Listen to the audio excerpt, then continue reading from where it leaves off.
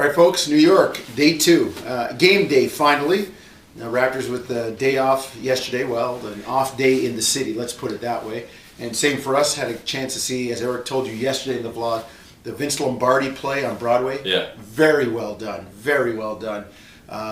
Boy, if you're a football fan, especially of my vintage, you'll remember I'm those not days. vintage? Well, you're a finer wine. I'm just a newer wine. You're fine. I'm a little right. finer. Let's put it that way. But play was terrific. Some moments that were referred to that are landmark moments in Packer history and NFL history. Just an outstanding night. Yeah, Jim LeBombard, the director of media relations, was with us at the play, including a bunch of folks: Jack Armstrong, Matt Devlin, and everybody else.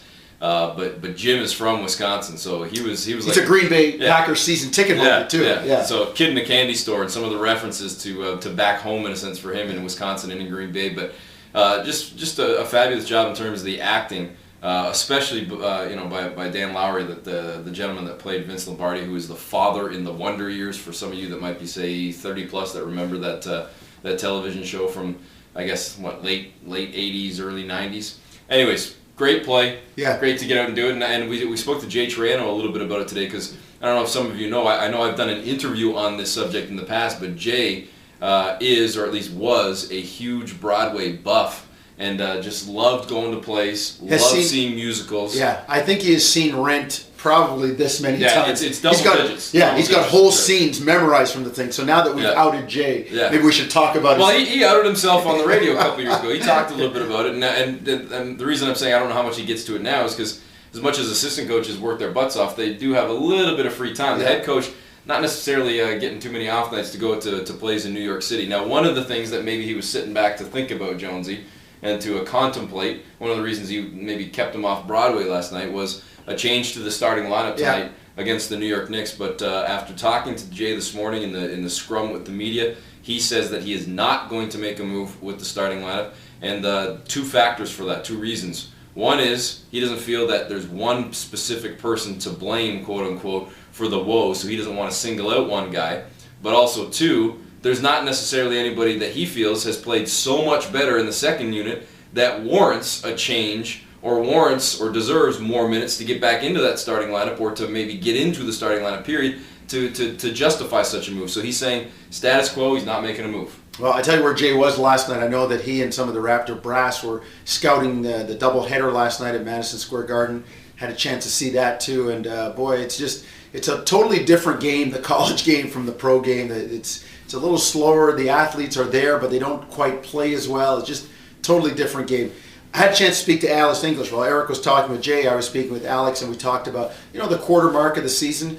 Said he was relatively pleased with, and I think he speaks for the whole coaching staff, with where the team is.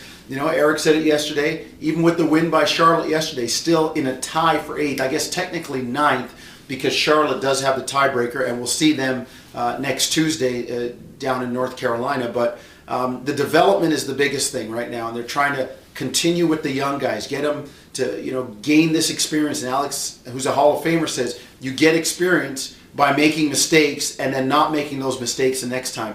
And we know they've made plenty of mistakes. Let's see if they can bounce back tonight against a team that's playing really, really well. To me, Eric, the Knicks are the surprise in the East right now. They are one game. If you look at expectations, they are one game behind the Miami Heat. Well, that's one of the things Jay Triano talked about tonight, in terms of preparing for tonight as well, Jonesy, the fact that you look at the last 10 games for this team, last 10, 11 games for New York, it's not just Toronto, it's 10 teams that have had major issues with trying to slow this team down. And I asked Jay specifically if one of the game plans for this team might be what Toronto and what Triano specifically has done in the past with guys like Dwight Howard with the Magic, where you're not necessarily just going to give him everything, but you know what? You roll the dice and say, if Amari gets 50, we're fine as long as we're stopping everybody else. And Jay said, yeah, that's definitely an option. It's consideration. He said the other thing is covering Amari and throwing 2-3 bodies at him, making sure you're guarding the perimeter, but then allowing Raymond Felton to, maybe you're going to go below the screens and give him the shot and let him go off for 50, but stop everybody else. And those are kind of, I'm not saying they'll do either one of those, but those are options that a coach thinks about. The biggest thing, and Amir Johnson pointed this out, and you can hear that interview in the pregame show, as well as Jonesy's interview with Alex English, We're on there at 7 o'clock, so listen in for both those interviews. Amir was saying it's the first quarter. We've got to come out with a better start. Yeah, the Raptors in the last two first quarters, opponents have shot 7 of 17 from behind the arc. Combined, and two good three-point shooting teams in Indiana and New York. So they got to do a better job. Got to pick that up. And one of the guys that keep an eye on tonight, Eric. You talked about Stoudemire. You talked about Felton. Boy, Wilson Chandler's a guy too. I mean, we talked about the Mike D'Antoni system, Alex English and I, and he says Wilson Chandler is like, he didn't say this, but I'm kind of paraphrasing from what he implied to me. He's like a supersized Sean Marion, a guy that plays out of position, creates mismatches, is tough to stop, but yet can get his own shot, whereas Sean Marion got a lot of the stuff that Steve Nash gave to him. Eats. Time for food. Tune in tonight, pregame at 7 on The Fan.